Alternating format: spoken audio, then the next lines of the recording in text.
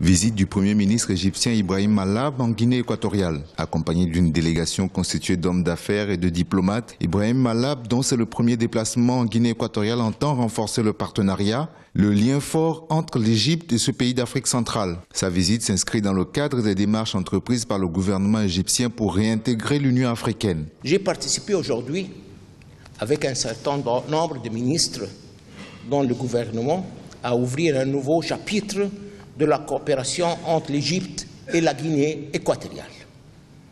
Dans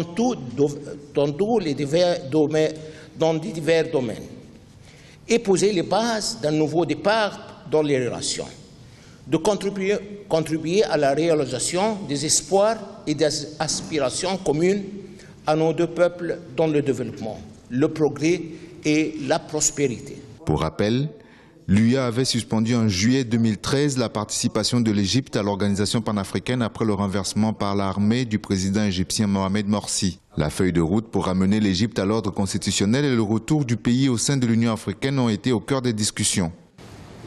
Guinée équatoriale respecta los principios.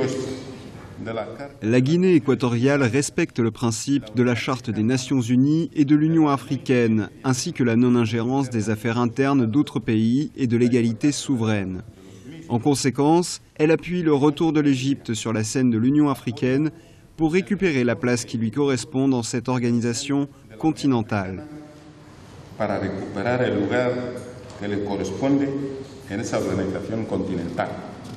Le 23e sommet de l'Union africaine se tiendra du 20 au 27 juin prochain à Malabo en Guinée équatoriale. Outre les débats sur les crises et la croissance sur le continent, le retour de l'Égypte sera un des points de l'ordre du jour. Autre temps fort de cette visite, la décoration du Premier ministre égyptien qui a été élevée au rang de la Grande Croix de l'indépendance de la Guinée équatoriale.